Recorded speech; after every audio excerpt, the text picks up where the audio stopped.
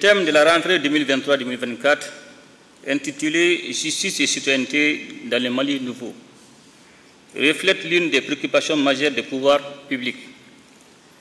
Ce thème s'inscrit en droite ligne des préoccupations de l'ère de notre pays qui veut sortir des crises multidimensionnelles qui affectent son développement. Le constat est que tout effort de développement qui ne tient pas compte du capital humain est voué à l'échec. Une bonne justice permet à la population de prendre conscience de ses devoirs civils au regard du rôle pédagogique des décisions de justice. Nous constatons une incompréhension entre la justice et les citoyens. Ces derniers ont, à tort ou à raison, une certaine appréhension de la justice et du système judiciaire. Comme tout système, la justice doit être continuellement améliorée pour corriger les tares, mais aussi pour veiller à ce que les citoyens soient de bons citoyens, conscients de leurs devoirs et obligations. Honorables invités, Mesdames et Messieurs, les Assises nationales de la refondation ont fait de nombreuses recommandations allant dans le sens de l'amélioration de la justice. Toutes ces recommandations, les Assises ont connu un début d'exécution et certaines ont été exécutées comme l'adoption et la promulgation de la nouvelle Constitution du 22 juillet 2023, qui ouvre la saisine de la Cour constitutionnelle aux citoyens, qui prend en compte la défense des droits et libertés consacrés par la Constitution, les attributions nouvelles conférées à la Cour suprême dans le cadre de la lutte contre la délinquance économique et financière, qui consacre la création du pôle de lutte contre la cybercriminalité, les projets de loi pénale et de loi de procédure pénale prennent en compte la mise en place du juge chargé de l'exécution des peines, les mesures palliatives à l'emprisonnement comme la semi-liberté, les travaux d'intérêt général. Depuis un certain temps, le gouvernement a déployé des efforts pour rendre opérationnelles les juridictions nouvellement créées et améliorer les conditions de travail et de vie du personnel judiciaire grâce à l'augmentation du budget alloué à la justice.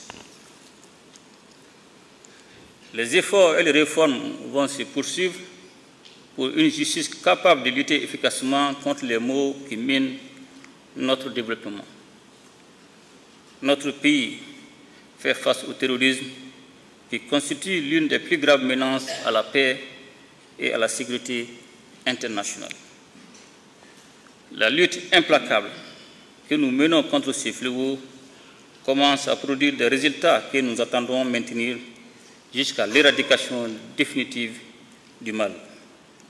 Honorables invités, Mesdames et Messieurs, nous rappelons à tous les membres du personnel judiciaire, leur sacerdoce, et nous invitons les citoyens à respecter leurs devoirs de citoyens en respectant les lois de la République et en œuvrant pour une justice indépendante. C'est le lieu d'engager la justice à trouver des réponses juridiques nationales adéquates qui mettent fin à l'impunité dont pensent bénéficier certains criminels. Je le lui réitère à la justice, mon soutien ainsi que celui du gouvernement dans la croisade contre le terrorisme, la délinquance financière, la cybercriminalité et la criminalité transnationale.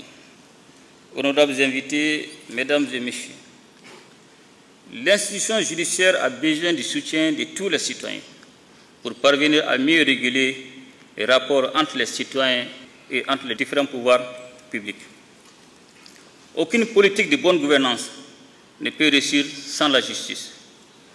Nous continuons à insérer dans notre arsenal juridique l'ensemble des traités, accords et conventions sur la traite des êtres humains, la cybercriminalité, les abus de biens sociaux, le blanchiment des capitaux, etc. La lutte contre les pratiques néfastes en matière de marchés publics, comme les surfacturations, les conflits d'intérêts, les concussions des fonctionnaires et la corruption sera désormais renforcée par le projet de code pénal et de code de procédure pénale en cours d'examen.